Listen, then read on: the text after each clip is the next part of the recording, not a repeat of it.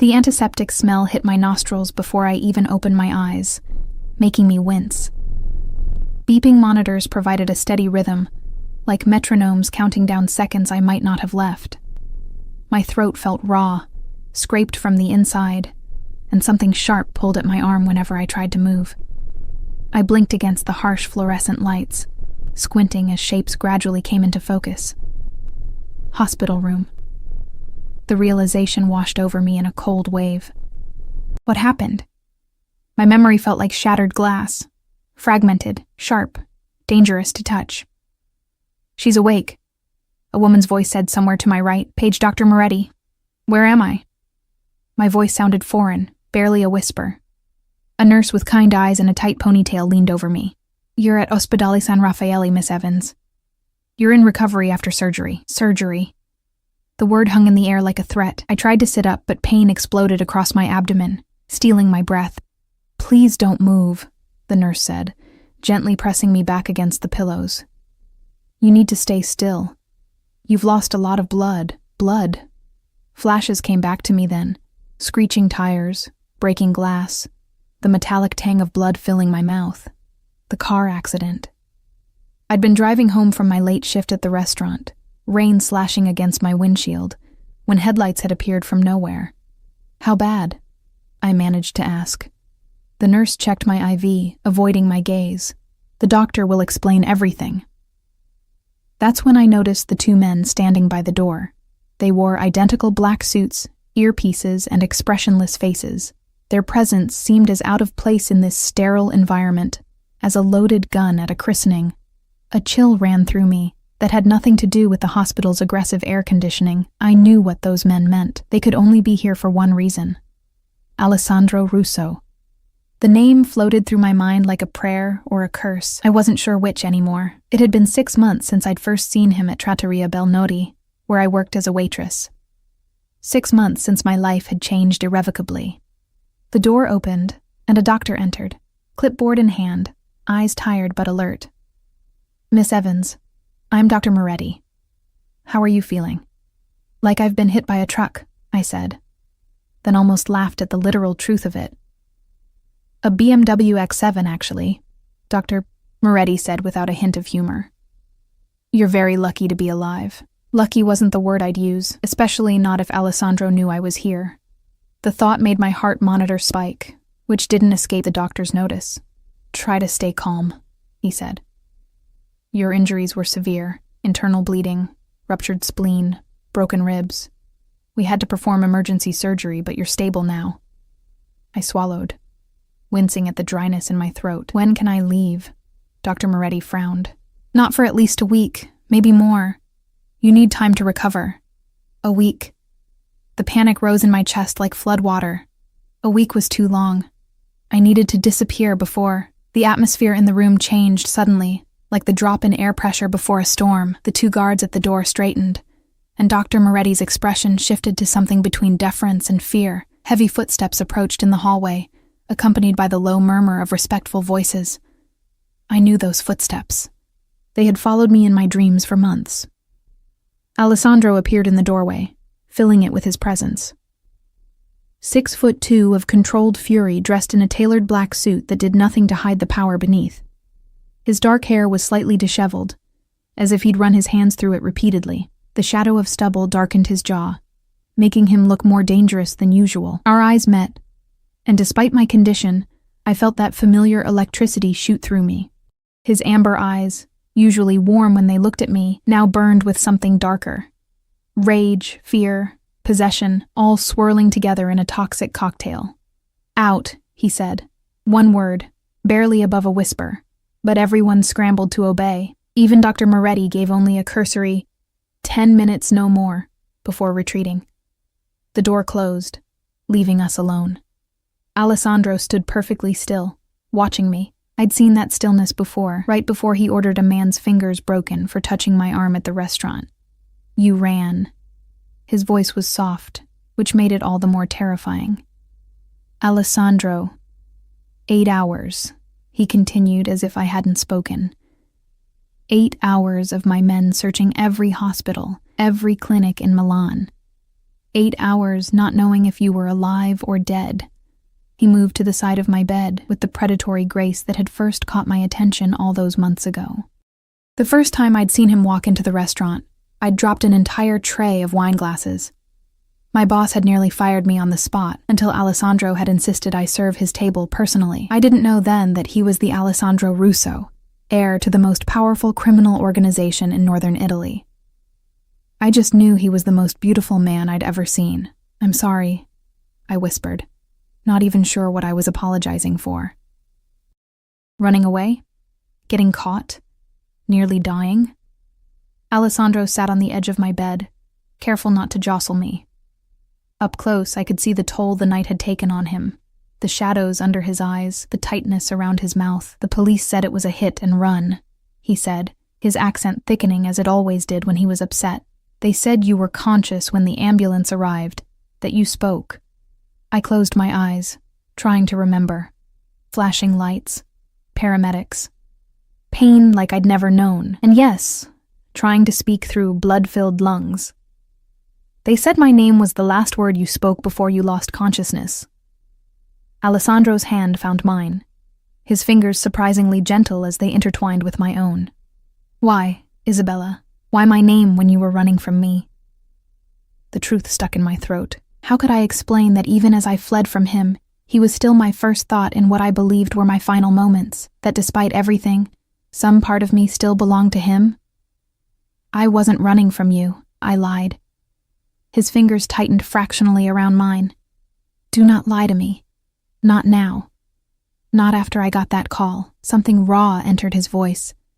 Something I'd never heard from him before. "Do you know what it's like to be told at 2 a.m. that the woman you—" He stopped, jaw clenching. "That you're in surgery, possibly dying, and my name was the last word on your lips." I couldn't meet his gaze. "I was trying to protect you." A sound somewhere between a laugh and a growl escaped him. "Protect me?" "Me." His free hand gently tilted my chin up, forcing me to look at him. "I have 200 men who would die at a word from me. I control half of Milan, and you thought you needed to protect me?" "From the truth," I whispered. Something flickered across his face. Uncertainty. Perhaps the first I'd ever seen in him. What truth? I'd rehearsed this moment 1,000 times in my head over the past week, since I'd discovered my secret. But now, broken and trapped in this hospital bed, the words seemed impossible to form. "Isabella." My name in his mouth was both a caress and a command. "Tell me." I took as deep a breath as my broken ribs would allow. "I'm pregnant." The world seemed to stop. Alessandro went completely still, his face unreadable. For a man who lived his life in constant motion, commanding, deciding, controlling, this utter stillness was terrifying. "You're carrying my child," he finally said. Not a question. I nodded. "I found out last week. And you ran." His voice was dangerously quiet. "You took my child, and ran." "It's not like that," I protested. "I needed time to think, to figure out what to do. What to do." His eyes narrowed. "There is nothing to do. You are mine. The child is mine." The possessiveness in his voice sent a shiver down my spine, half fear, half something else I didn't want to name. This was exactly why I'd run. Alessandro Russo didn't share what he considered his. "I can't be part of your world, Alessandro. Your enemies will never touch you," he interrupted, fierce determination hardening his features. "Or our child." He stood suddenly, pulling out his phone and barking orders in rapid Italian. I caught words like security and private floor, and my stomach sank. This was happening too fast. "Alessandro, please," I said when he finished his call. "We need to talk about this." He returned to my bedside, his expression softening marginally. "We will talk, cara mia, about why you thought you could leave me. About how you nearly got yourself and our child killed." His hand moved to hover over my stomach, not quite touching. "But first, we make sure you both are safe." The door opened, and a stream of men entered. More security, a woman who looked like a private nurse, and a distinguished older man who I guessed was another doctor. "I want her moved to the private wing immediately," Alessandro told the new doctor, Full monitoring for both her and the baby. The doctor nodded. Of course, Mr. Russo. We've already prepared the suite. As the room bustled with activity around us, Alessandro leaned down, his lips brushing against my ear. You thought you could escape me, Isabella? His whisper was silk over steel. The moment you walked into my restaurant, you became mine. The child you carry only makes it official. It's not that simple, I whispered back.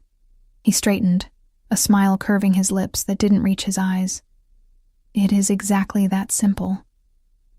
You tried to leave me once. It won't happen again. As they prepared to move me, I caught sight of Alessandro giving instructions to one of his men, who nodded gravely. I'd seen that look before. Someone was going to pay for my accident. The thought should have horrified me, but a small, dark part of me felt something else. Protection. Possession. Power. This was what I'd run from, not just Alessandro, but who I became when I was with him. The way the darkness in him called to something I'd never known existed in me. As they wheeled me out of the room, Alessandro walked alongside, his hand not leaving mine. Despite everything, my injuries, my fear, my uncertain future, I felt that treacherous sense of safety in his presence. You will never leave me again, Alessandro said, quiet enough that only I could hear. Not a threat, but a promise. I will burn this city to the ground before I let you go, and God help me. Part of me believed him. Part of me wanted him to. The private hospital suite Alessandro had arranged for me was more luxurious than any hotel I'd ever stayed in. Cream-colored walls, plush furniture, and a view overlooking Milan's skyline that would have cost thousands at a high-end hotel. Not that I could appreciate it much for my hospital bed. 3 days had passed since my transfer. 3 days of constant monitoring, hushed medical consultations, and Alessandro's overwhelming presence. He'd barely left my side, conducting his business from a makeshift office in the corner of my room, speaking in rapid Italian on his phone, voice dropping to dangerous whispers whenever something displeased him. You need to eat more, he said now, eyeing the half-finished bowl of soup on my tray. He sat in the chair beside my bed, jacket discarded, sleeves rolled up to reveal forearms corded with muscle. Even in this casual state, power emanated from him like heat from a flame. I'm not hungry, I replied, pushing the tray away. The medication made food taste like cardboard. Alessandro's jaw tightened. The baby needs nourishment. The baby. Every time he mentioned our child, something shifted in his eyes, a possessiveness even deeper than what he felt for me. It terrified and fascinated me in equal measure. The doctor said I'm doing fine, I countered. Both of us are. Fine is not enough. Alessandro pushed the tray back toward me. 3 more bites, at least. I sighed, but picked up the spoon again. This was the new normal. Alessandro micromanaging every aspect of my recovery, from my medication schedule to my meal plans to the room's temperature. Any attempt at independence was met with that dark look that brooked no argument.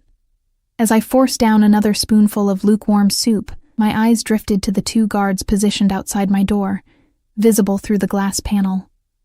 They hadn't moved in hours, like statues in expensive suits. Are they really necessary? I asked, nodding toward the men. Alessandro didn't even look up from the document he was reviewing. Yes. We're in a hospital, Alessandro. A private floor with restricted access. Who could possibly? The driver of the car that hit you is still out there. He cut me off, his accent thickening as it always did when he was angry. Until I know who was behind it, you don't go anywhere without protection. A chill ran through me. You think someone targeted me deliberately? His eyes met mine, and the coldness in them made me shiver. The accident happened 2 hours after you left my house, on a deserted road. The driver didn't stop, didn't call for help. You think this is coincidence? I hadn't considered that possibility. In my mind, it had been just bad luck, wrong place, wrong time. But Alessandro lived in a world where there were no accidents, only calculations. Who would want to hurt me? I asked, my voice smaller than I intended. Alessandro set down his papers, giving me his full attention. Someone wanting to hurt me, cara mia, and they nearly succeeded. The intensity in his gaze made me look away. It was too much sometimes, being the focus of a man like him. like staring directly at the sun. "What aren't you telling me?" I asked. He was silent for so long, I thought he wouldn't answer. Finally, he stood, moving to the window with his back to me. Against the backdrop of Milan's skyline, his silhouette looked imposing, shoulders broad beneath his crisp white shirt. "There's been a power struggle within the Calabrian families," he said eventually. "Territories in dispute, business arrangements questioned." I knew enough about Alessandro's world to understand what business arrangements meant.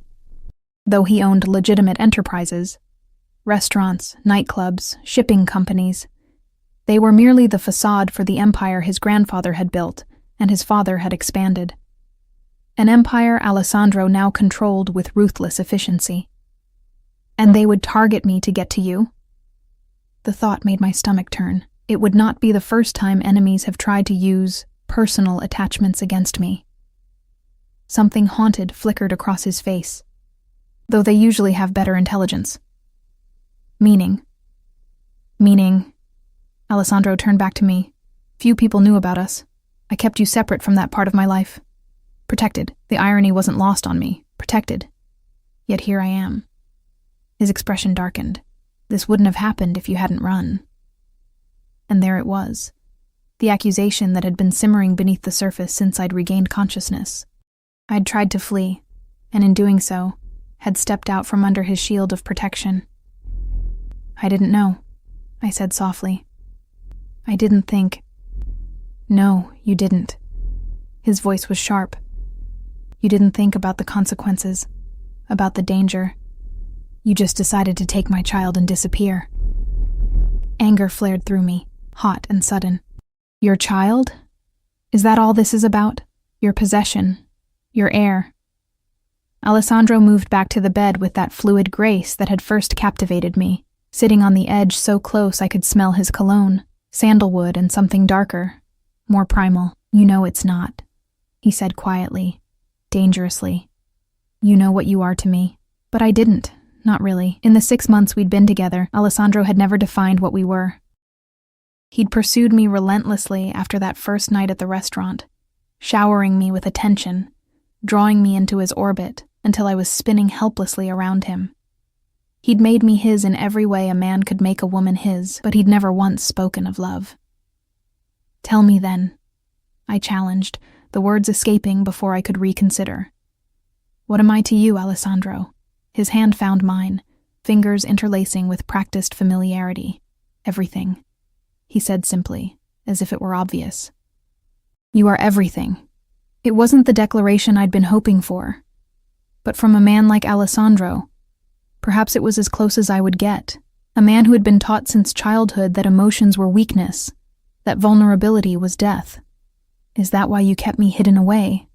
I asked. "Because I'm so important?" His grip tightened. "I kept you separate to keep you safe. My world is not kind to outsiders." "And now?" Alessandro's thumb traced circles on my palm, the gesture at odds with the intensity in his eyes. "Now everyone will know you are under my protection. Now no one will dare touch what's mine." Before I could respond, a soft knock came at the door. One of Alessandro's men entered, leaning in to whisper something in his ear. I watched Alessandro's expression harden, a muscle ticking in his jaw. "Are you certain?" he asked, receiving a nod in response. "Bene, bring the car around." "I'll be down in 20 minutes. The man disappeared as silently as he'd arrived, leaving us alone again. Alessandro stood, straightening his cuffs with deliberate precision. "You're leaving?" I asked, hating how vulnerable I sounded. "There's business I must attend to." His voice had changed, become colder, more distant. The voice he used when he stepped back into his other role, not my Alessandro, but Alessandro Russo, heir to the Russo crime family. Fear gripped me. "It's about the accident, isn't it? You found something." He didn't deny it. "We may have identified the driver." "Alessandro," I reached for his hand, panic rising in my throat. "Don't do anything." "Anything what?" he asked, voice dangerously soft. "Anything illegal? Anything violent?" He leaned down, his face inches from mine. "The man tried to kill you, tried to kill our child." What would you have me do, Isabella? Call the police? He almost smiled at the absurdity. I don't want you to hurt someone because of me. His laugh was hollow. You still don't understand what you mean to me, do you? His hand cupped my cheek, gentle despite the storm in his eyes.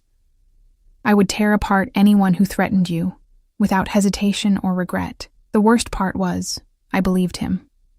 I'd seen glimpses of what Alessandro was capable of, the coldness that came over him when his authority was challenged, the quiet menace in his voice when he gave certain orders. I'd chosen to ignore those moments, to pretend they belonged to someone else, not the man who held me with such tenderness in the dark. Please, I whispered.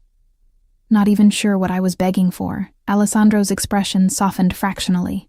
Rest, cara mia, you need your strength.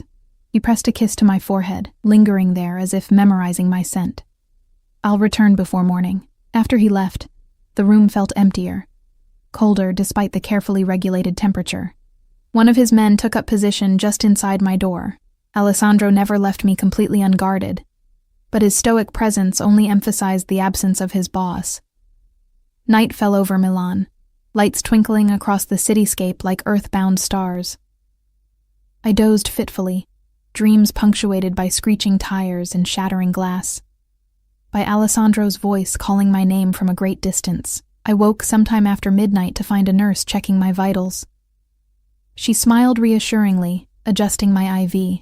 How are you feeling, Miss Evans? She asked in accented English. Better, I lied. My ribs still ached with each breath, and worry for Alessandro gnawed at me more painfully than any physical injury. That's good. Mr. Russo will be pleased. The casual way she said his name reminded me of how thoroughly Alessandro had taken over this hospital floor. Everyone from the cleaning staff to the head surgeon treated him with a mixture of deference and fear. After she left, I found myself unable to fall back asleep. My hand drifted to my still flat stomach, trying to imagine the life growing inside, a child. Alessandro's child. The thought still didn't seem real. What kind of life could I offer a baby born into this world? A world of luxury and privilege, yes, but also of danger and darkness. A world where its father commanded men capable of violence I couldn't even imagine. But there was another side to Alessandro, one few people ever saw. The man who had spent hours reading poetry to me in Italian, patiently translating each line, who had held me through a night of food poisoning, bathing my forehead with cool cloths, and never once complaining about the mess or the smell, who had taken me to meet his elderly grandmother in her villa by Lake Como, and had looked at me with something like wonder when the formidable old woman had approved of me. These memories twisted in my chest like a knife. This was why I'd run. Not just fear of Alessandro's world, but fear of my own feelings, of how completely I had fallen for a man I should, by all rights, be terrified of. The door opened suddenly, startling me from my thoughts. Alessandro entered, and my heart stuttered at the sight of him. His perfect suit was gone, replaced by a simple black sweater and trousers. There was a darkness in his eyes I'd never seen before, something haunted and hungry at once. You should be sleeping, he said, his voice rougher than usual. I was waiting for you. It wasn't what I'd planned to say, but it was true nonetheless. Alessandro moved to the bed, sitting on the edge with none of his usual grace. Now that he was closer, I could see the tension in his shoulders, the tightness around his mouth. Did you... I couldn't finish the question. We found him, Alessandro said, confirming my fears. A hired hand, paid to make it look like an accident. His hand found mine in the darkness, squeezing almost painfully. He told us who hired him. I swallowed hard. Who? Vittorio Conti. The name meant nothing to me, but Alessandro spat it like poison. A business associate who thought he could use you to send me a message. The clinical way he described it made me shiver. A message?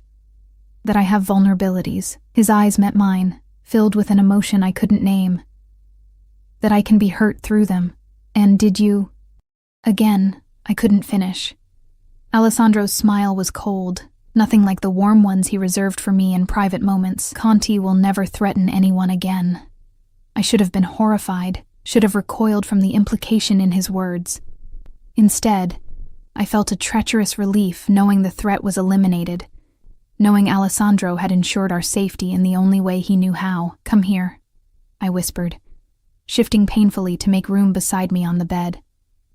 Alessandro hesitated, then carefully arranged himself next to me. Mindful of my injuries, his arm slid beneath my shoulders, cradling me against his chest, where I could hear the steady rhythm of his heartbeat. "I thought I'd lost you," he murmured into my hair, "when I got that call, when they said you might not make it through surgery. I've never known fear like that." The admission shocked me. Alessandro Russo didn't admit to fear, to weakness of any kind. "I'm still here," I said softly. His hold tightened fractionally. "You tried to leave me." There was no accusation in his voice now, only a raw vulnerability that made my throat tight. "I was scared," I confessed. "Not of you, but of how much I needed you. Of what that meant for me, for my life. And then when I found out about the baby, you thought I wouldn't want it." There was genuine hurt in his voice. "I thought you might see it as an obligation, another possession, not as a miracle." Alessandro finished for me, his voice so low I barely heard it. His hand moved to rest over my stomach, warm and protective. "That's what you are to me, Isabella, you and this child, a miracle I never thought I deserved." The words hung in the air between us, more intimate than any declaration of love. In Alessandro's world, where everything had a price, where loyalty was bought and sold like any commodity, the concept of something undeserved, something given freely without expectation, was perhaps the closest thing to sacred he understood. "Stay with me," he said. And it wasn't a command this time, but a request. "Not because I'm forcing you, not because of the baby. Stay because you choose me, as I've chosen you." I turned my face into his chest, breathing in his scent, feeling the solid strength of him against me. "And if I choose to leave your world behind? If I can't live like this, surrounded by guards, always looking over my shoulder?" Alessandro was quiet for a long moment. "Then I would follow you," he finally said, "even if it meant leaving everything else behind." It was a lie, I knew. Alessandro could no more leave his world than a king could abdicate and expect to live in peace. There would always be enemies, always be threats, always be the specter of his past following us. But in that moment, with his arms around me, and his child growing within me, I allowed myself to believe it could be true. Morning light filtered through the blinds when I woke, casting golden stripes across Alessandro's sleeping form. He looked different in sleep, younger. The hard lines of his face softened, almost innocent if you didn't know the blood on his hands.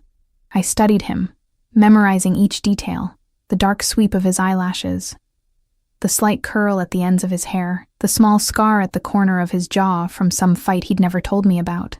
In sleep, I could almost pretend he was just a man, not a criminal kingpin who controlled half of Milan. My movement must have disturbed him because his eyes opened, instantly alert. Alessandro never woke gradually. It was as if some part of him remained vigilant even in sleep, ready for danger at any moment. "Good morning," I whispered. His lips curved into that rare, genuine smile that still made my heart skip. "Morning, cara mia." He glanced at his watch. "I let you sleep later than usual. How do you feel?" "Better." It wasn't entirely a lie. My body still ached, but the fog of medication had lifted somewhat, leaving my mind clearer than it had been in days. Alessandro propped himself up, studying me with that intense gaze that seemed to catalog every detail. "The doctor will be here at 10 to check on you. If your progress continues, we might be able to move you by the end of the week." "Move me?" I echoed. "To where?"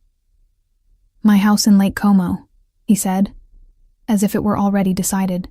"It's private, secure. You can recover there in peace." I hesitated. His Lake Como property was a fortress disguised as a villa, staffed entirely by his people. Once there, I'd be completely in his world, isolated from everything familiar. "Alessandro, I have my own apartment, my job." "Your apartment isn't secure," he cut me off, his tone hardening. "And you won't be returning to that restaurant." The casual dismissal of my life, modest as it was, sparked a flare of defiance. "You can't just decide that for me." I can, and I have. He sat up fully now, authority settling over him like a cloak. The situation has changed, Isabella. You're carrying my child. Your safety is non-negotiable. And what about what I want? I struggled to sit up, wincing as pain shot through my ribs. What about my choices? Alessandro's jaw tightened, that muscle ticking in his cheek. Your choice nearly got you killed. The accusation stung, partly because there was truth in it. If I hadn't run, if I hadn't been on that dark road alone. That's not fair, I said, voice trembling slightly. Fair? He almost laughed. Nothing about this situation is fair. Nothing about my life has ever been fair. Alessandro ran a hand through his hair, a rare gesture of frustration. I didn't ask to be born into this family, this legacy, but I've done what was necessary to protect what's mine, including you. There was that word again, mine, as if I were another asset in his portfolio, another territory to be defended. I'm not one of your possessions, Alessandro. His eyes darkened. No, you're much more valuable. Before I could respond, a knock came at the door. One of Alessandro's men entered, his expression grim. Scusa, boss. You're needed downstairs. Now. Alessandro stood, immediately transforming into the man his enemies feared.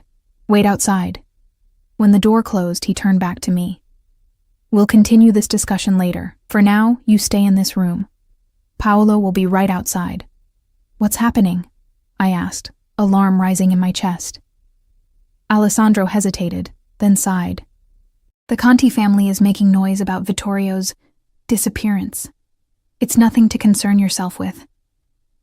But I could see it in his eyes. This was serious. Blood called for blood in his world. The cycle of violence never truly ended. It just paused occasionally to gather strength. Be careful, I said, hating how my voice betrayed my fear. Something softened in his expression. He leaned down, pressing a kiss to my forehead, then my lips, gentle, almost reverent. Always, cara mia. Rest, I'll return soon. After he left, the silence in the room felt oppressive. I lay back against the pillows, hand instinctively moving to my stomach. The baby was barely more than a collection of cells at this point, too small to make its presence known. Yet it had already altered the course of my life irrevocably. I thought of my mother, who'd raised me alone after my father abandoned us when I was 3.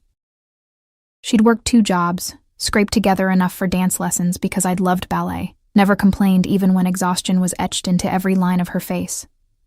She'd died of cancer 2 years before I'd moved to Italy, before I'd met Alessandro. What would she think of the man who'd claimed her daughter and grandchild? Of the world I now found myself trapped in. The hours crawled by. Dr. Moretti came for my examination, pronouncing himself satisfied with my progress. The baby was developing normally, protected by my body despite the trauma of the accident. A miracle, he called it, echoing Alessandro's words from the night before. By afternoon, restlessness had set in. I convinced one of the nurses to help me to the bathroom, then to sit in the chair by the window. Milan sprawled before me, beautiful and oblivious to the power struggles playing out in its shadows. Paolo remained stationed outside my door, his presence a constant reminder that I wasn't truly free to leave. I wondered if I ever would be again. The door opened around 4, but it wasn't Alessandro who entered. Instead, a woman stepped into the room, tall, elegantly dressed in a cream suit, with Alessandro's amber eyes and sharp cheekbones. So you're the famous Isabella, she said, appraising me with a coolness that made me instinctively straighten despite my injuries. I'm Sofia, Alessandro's sister. I'd heard of her, of course. Alessandro rarely spoke of his family, but I knew Sofia ran the legitimate side of the Russo businesses, the restaurants, the import company, the real estate holdings. The public face that allowed the darker operations to remain hidden. He didn't mention you were coming, I said, suddenly conscious of my hospital gown and unwashed hair. Sofia's smile didn't reach her eyes. My brother doesn't tell me everything, nor I him. She moved into the room with the same fluid grace Alessandro possessed, a family trait perhaps. I came as soon as I heard what happened to Vittorio Conti. My heart rate quickened.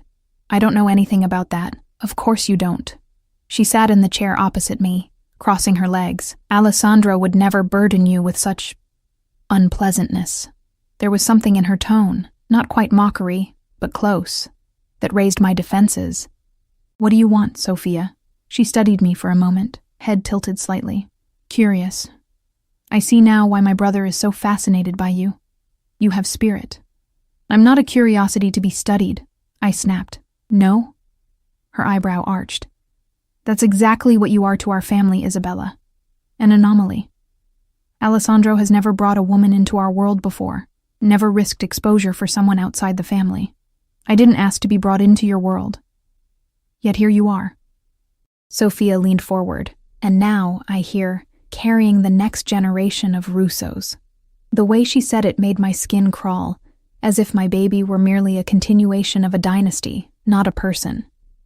What I want, Sophia continued, is to understand what my brother sees in you that's worth upending decades of tradition, worth starting a war with the Conti family.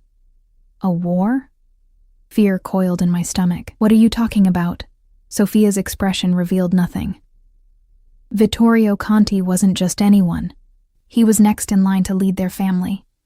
His death won't go unanswered. I felt suddenly cold despite the warmth of the room. Alessandro said it was handled.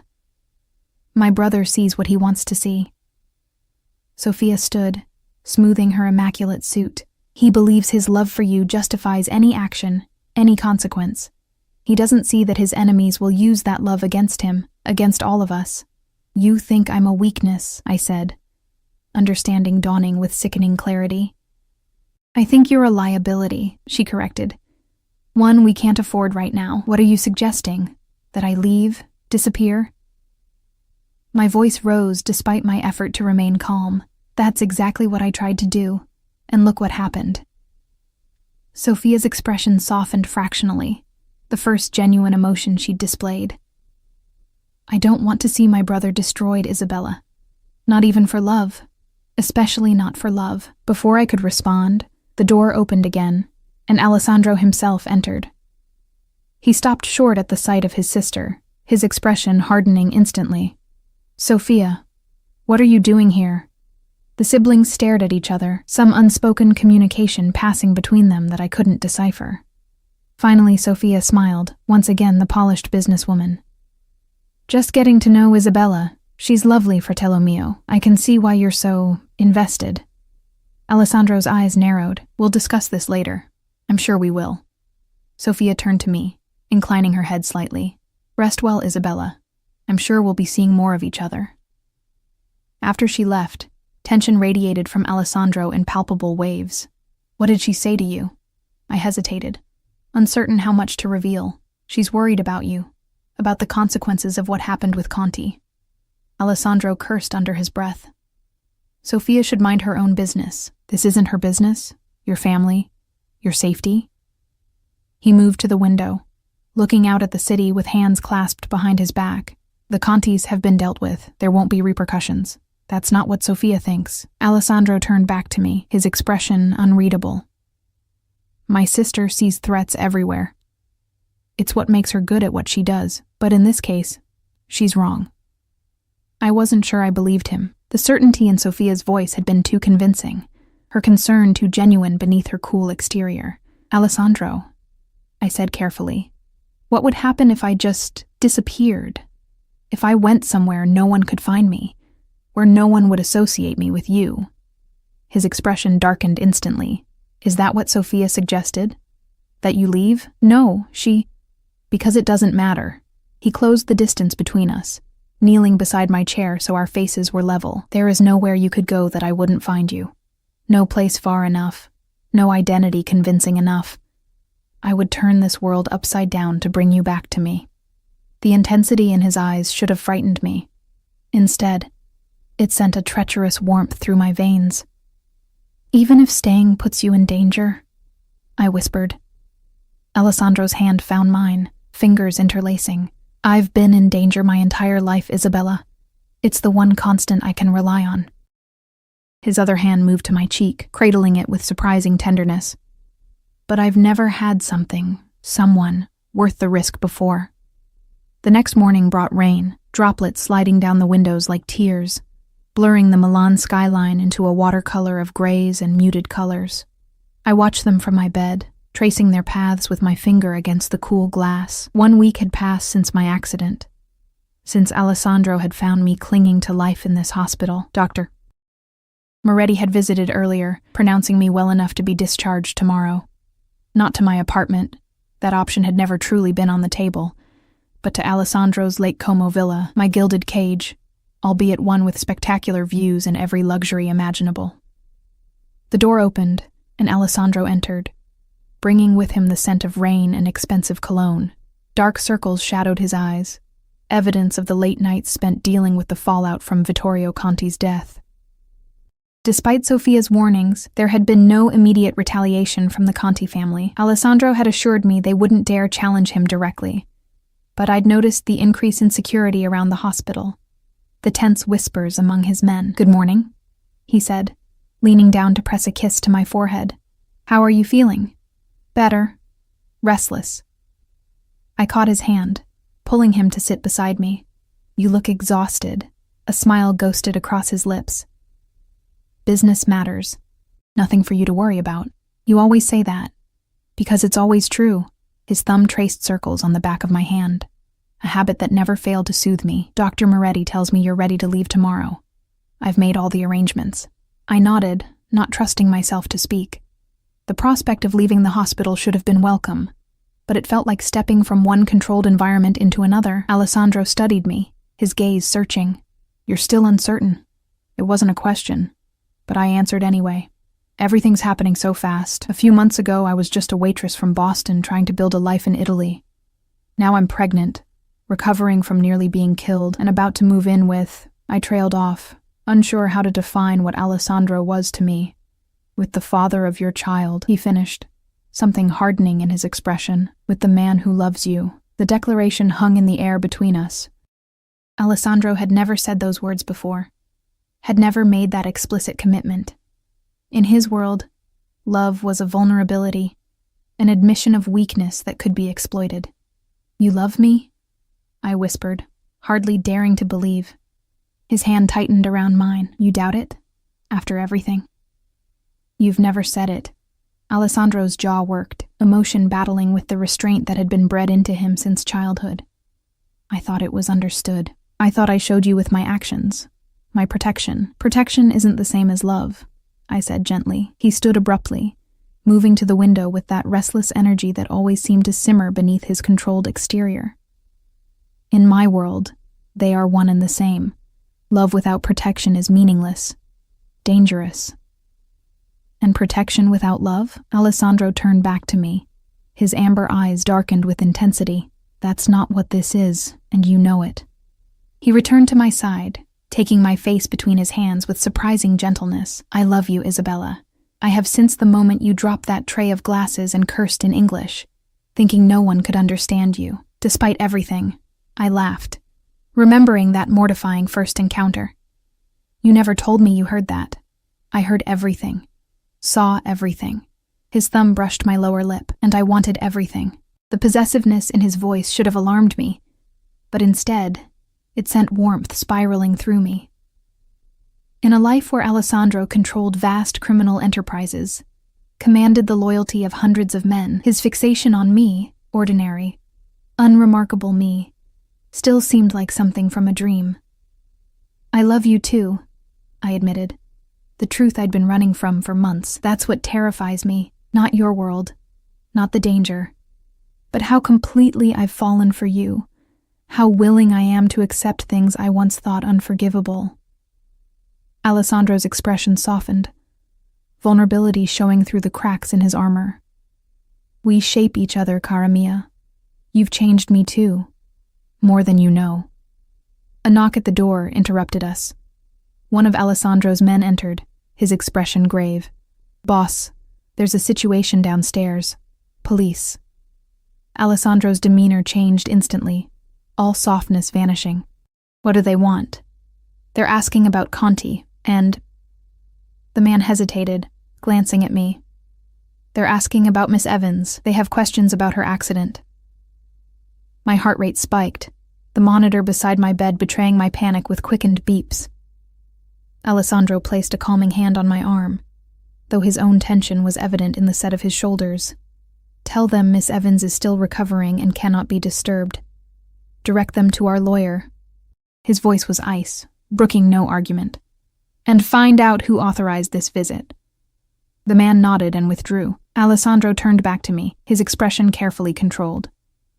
It's routine, he assured me. The police have to investigate any suspicious accident. But they're connecting it to Conti, I said, fear creeping into my voice. Alessandro, what if they won't find anything? He cut me off. I've insured it. The certainty in his voice should have been comforting, but instead, it reminded me of just how powerful he was, of the resources at his disposal to cover up even murder. I don't want to know the details, do I? I asked quietly. Alessandro studied me for a long moment. No, he finally said. You don't. The honesty in his answer was strangely reassuring. At least he wouldn't lie to me, wouldn't pretend his hands were cleaner than they were. What happens now? I asked. Nothing changes. We leave for Lake Como tomorrow as planned. Alessandro checked his watch. I need to go deal with this. Paolo will stay with you. Alessandro. I caught his hand as he turned to leave. Be careful. Something vulnerable flickered across his face. Always. For you. He leaned down, kissing me with unexpected tenderness. Rest. I'll be back soon. After he left, the room felt emptier, colder. Paolo took up position just inside the door, a silent, watchful presence. I tried to read, to distract myself, but my thoughts kept circling back to the police downstairs, to Sophia's warnings, to the growing feeling that the fragile peace Alessandro had assured me of was about to shatter. Hours passed with no word from Alessandro. Outside, night fell over Milan, the rain intensifying, drumming against the windows. I dozed fitfully, waking at every sound in the corridor. It was past midnight when the door finally opened. I sat up, expecting Alessandro, but instead found Sophia slipping into the room. She dismissed Paolo with a sharp gesture, closing the door behind him. Get dressed, she said without preamble, dropping a bag on the bed beside me. Quickly. We don't have much time. Fear jolted through me. What's happened? Where's Alessandro? Sophia's expression was grim. The police weren't just asking questions. They had a warrant for Alessandro's arrest. Conti's body was found, and there's evidence linking it to Alessandro. That's impossible, I protested. He said he took care of everything. Someone betrayed him. Someone inside our organization. Sophia began pulling clothes from the bag. Jeans, a sweater. Practical items I hadn't worn since entering the hospital. The point is, they took him in for questioning 2 hours ago. My hands trembled as I reached for the clothes. He'll get out though, right? He has lawyers, connections. This isn't just about Conti anymore. Sophia's voice was tight with controlled fear. The anti-Mafia prosecutor has been building a case against our family for years.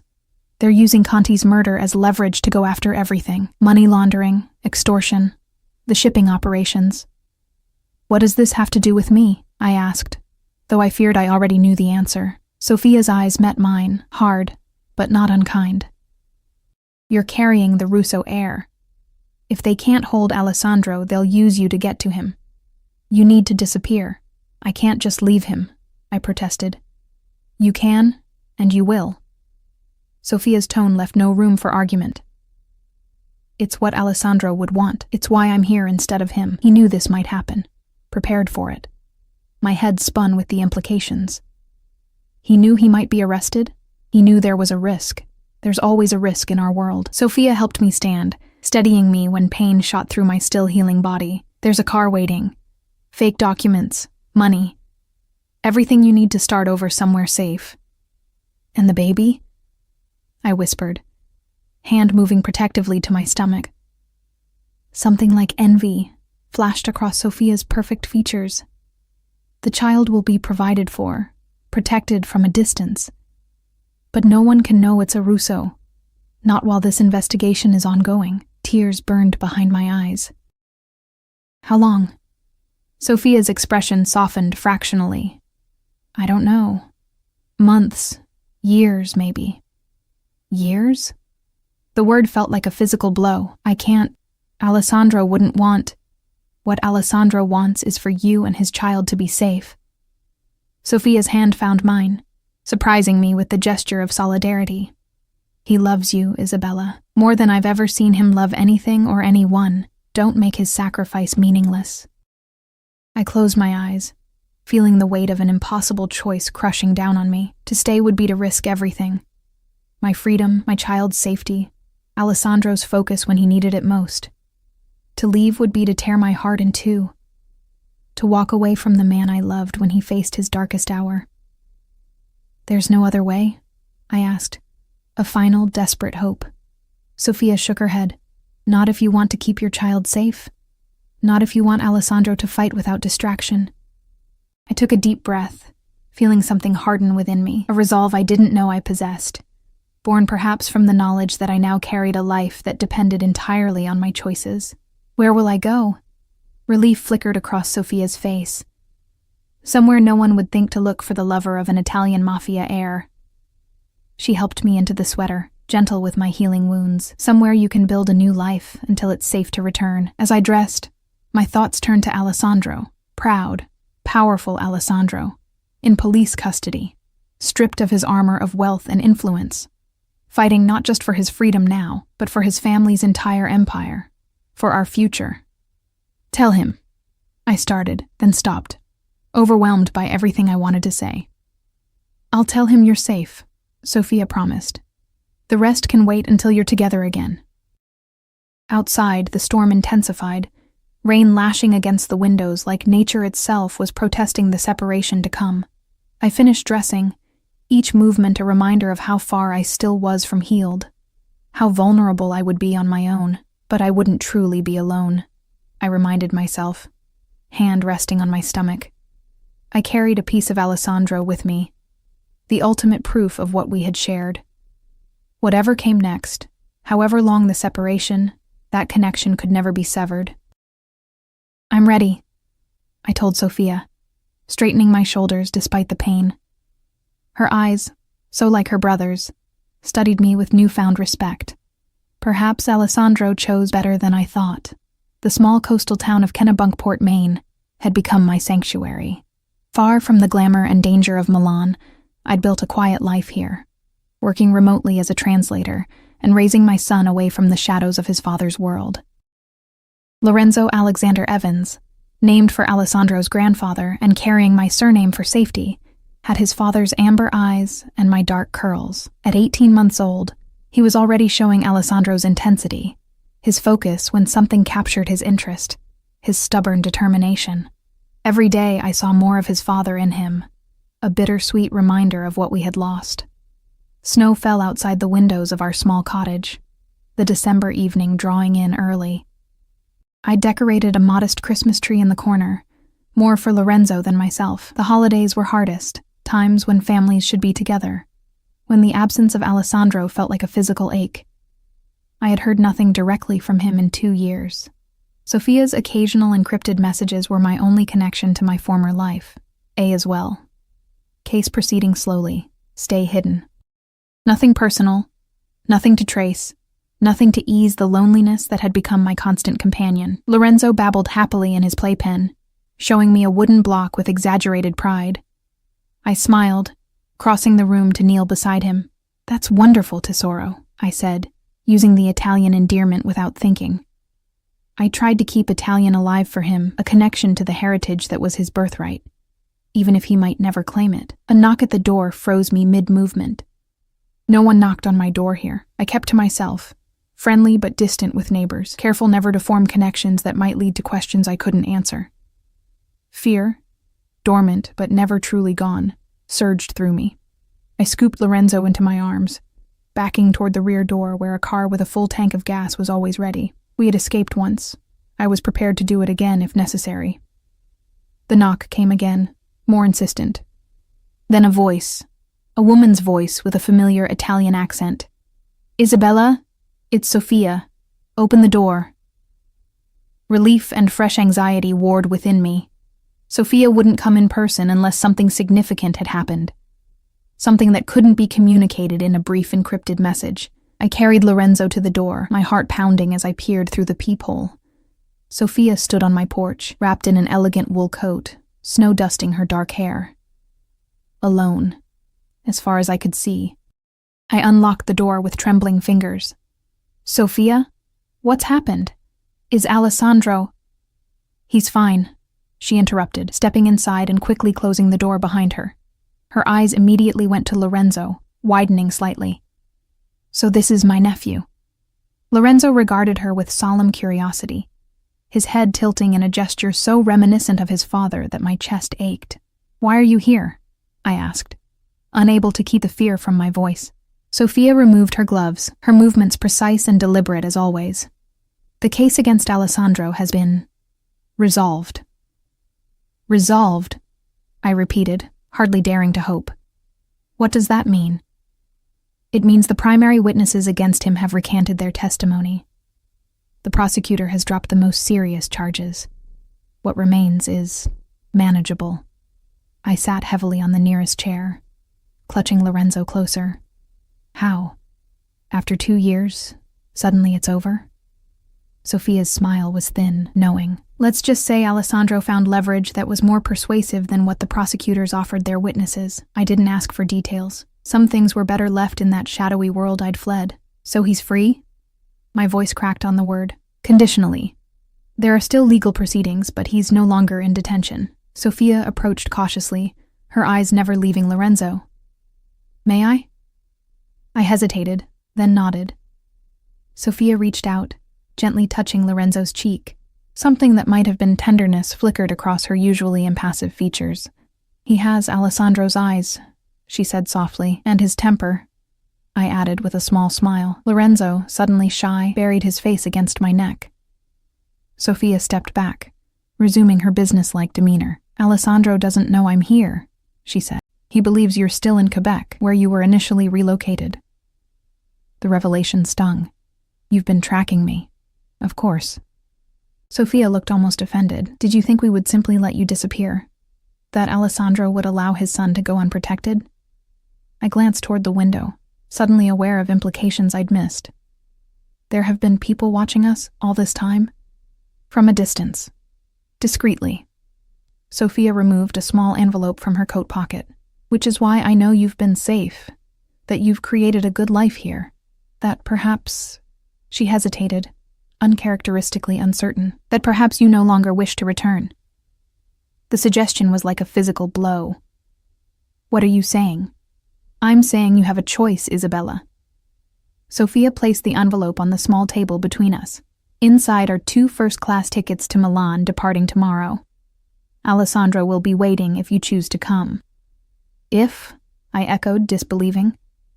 "You think I'd choose to stay away? That I've been hiding here by choice?" Sophia's gaze was steady, assessing. 2 years is a long time. People change. Lives are rebuilt. The woman who fled Milan was in love with my brother, yes. But that woman hadn't yet raised his child alone, hadn't built a life independent of his influence and protection. I wouldn't blame you if you'd found freedom preferable to the constraints of our world. I looked down at Lorenzo, at his perfect, innocent face. At the son who had never known his father except through the stories I told him before sleep, the Italian lullabies I sang that Alessandro had once sung to me. "I never wanted freedom from Alessandro," I said quietly. "Only safety for his child." Something like respect flickered in Sophia's eyes.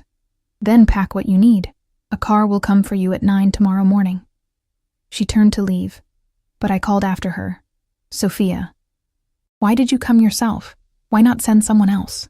She paused at the door, her back to me. "Because I needed to see for myself what kind of mother my nephew had. What kind of woman had brought my brother to his knees." She glanced back, her expression softening fractionally. "I needed to know if you were worthy of the devotion Alessandro has shown you, even from behind bars." "And?" I couldn't help asking. The ghost of a smile touched her lips. "Let's just say I'm less opposed to your return than I once was." After she left, I stood frozen in place, Lorenzo squirming in my arms. The envelope sat on the table, those plane tickets representing everything I'd dreamed of for 2 years. A return to Alessandro, a chance for my son to know his father. But also a return to danger, to a world of shadows and violence that had nearly killed me once before. I put Lorenzo in his crib for a nap, then began methodically packing our essential belongings. Clothes, documents, the few mementos I'd collected of our time here. With each item I placed in the suitcase, my resolve strengthened. Whatever awaited us in Milan, whatever Alessandro had become in these 2 years of fighting for his freedom, his empire, it was where we belonged. The next morning dawned clear and cold, the snow glistening like diamonds in the early light. I dressed Lorenzo in his warmest clothes, packed the last of our things, and waited by the window, watching for the car Sophia had promised. It arrived precisely at 9, a black SUV with tinted windows. The driver, a broad-shouldered man in a dark suit, loaded our luggage efficiently while I secured Lorenzo in his car seat. "Miss Evans," the driver said with a respectful nod. "We'll be taking you directly to the private airfield. The jet is ready whenever you are." Private jet. Of course. I was returning to Alessandro's world now, where commercial flights were for ordinary people with ordinary lives. As we drove away from the cottage that had been our sanctuary, I felt a curious mixture of grief and anticipation. This quiet life had given me time to grow stronger, to become a mother worthy of Lorenzo, to find parts of myself I hadn't known existed. But it had never been complete, never been where I truly belonged. The flight to Milan passed in a blur of anxiety and hope. Lorenzo, fascinated by his first time in the air, was remarkably well behaved, charming the flight attendants with his babbling mixture of English and Italian words. Night had fallen over Milan when we finally landed. Another black car waited on the tarmac, its driver opening the door as we descended the steps from the plane. And there he stood, Alessandro. 2 years had changed him. His face was leaner, harder, new lines etched around his eyes and mouth. His hair was longer than he'd worn it before, curling slightly at the nape of his neck, but his eyes, those amber eyes that Lorenzo had inherited, were exactly as I remembered, burning with an intensity that made my breath catch. For a moment, we simply stared at each other across the distance. Then Lorenzo, spotting the unfamiliar man, pointed and said clearly, "Papa?" I froze. I had shown Lorenzo photos of Alessandro, told him stories, but had never expected him to recognize his father immediately. Alessandro's expression cracked, naked emotion washing over his face. He moved toward us slowly, as if afraid we might vanish if he approached too quickly. "Yes," I whispered to Lorenzo. "That's your papa." When Alessandro reached us, he didn't touch me first as I had expected. Instead, with reverent hands, he reached for his son. Lorenzo, normally shy with strangers, went to him without hesitation, as if some primal recognition passed between them. Alessandro held his son for the first time, his eyes closing briefly as if in prayer. When he opened them again, they shone with unshed tears. "He is perfect," he said, his voice rougher than I remembered. "Mio figlio," my son. Only then did his eyes meet mine again. "Isabella." My name on his lips sounded like coming home. "Alessandro," I whispered, suddenly uncertain. 2 years stretched between us like an ocean. What if we had grown too far apart? What if the connection we'd once shared had been severed by time and distance? He must have read the doubt in my face because he shifted Lorenzo to one arm and reached for me with the other, pulling me against him with gentle insistence. His familiar scent, sandalwood and something uniquely him, enveloped me, breaking down the last of my reserves. "Never again," he murmured against my hair. "I will never let you go again." I pulled back slightly to look at his face, to search for changes, for signs of what these 2 years had cost him. "Your case," Sophia said, "it's not completely resolved." "It's enough," he said firmly. "Enough that I can promise you and Lorenzo safety. A future." "In your world?" I asked, needing to be certain. A shadow crossed his face. "My world has evolved. Some businesses have been set aside. Others expanded. I made choices, Isabella, choices that would give us a chance. Understanding dawned. You've gone legitimate. As much as possible. His lips quirked in a hint of his old smile. Rome wasn't built in a day, cara mia, but I've laid the foundation for something we can build together. Something Lorenzo can inherit without shame. The implications of what he was saying, of the sacrifices he must have made, the power he must have relinquished, overwhelmed me. Alessandro Russo, giving up parts of his empire for love. Why? I whispered, though I already knew the answer. He looked at our son, then back to me, his expression more open, more vulnerable than I'd ever seen it. Because you were right to run, right to fear what my world would do to you, to him, and I would rather build a new world than lose you again. Lorenzo, growing restless, reached one small hand to touch his father's face, babbling something in his mixed language. Alessandro caught the tiny fingers, pressing a kiss to them with a tenderness that brought fresh tears to my eyes. Come, he said, leading us toward the waiting car. Let's go home. As we drove through the glittering Milan night, Lorenzo fell asleep against Alessandro's chest.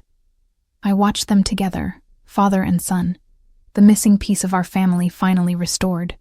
Whatever came next, whatever remnants of Alessandro's past still needed resolving, whatever challenges awaited us, we would face them together. Not as the vulnerable girl and the powerful Mafia boss who had first met in that restaurant 2.5 years ago, but as equals who had each sacrificed, each suffered, each grown stronger in our time apart. I love you, Alessandro said quietly, as if reading my thoughts. More now than before, if that's possible.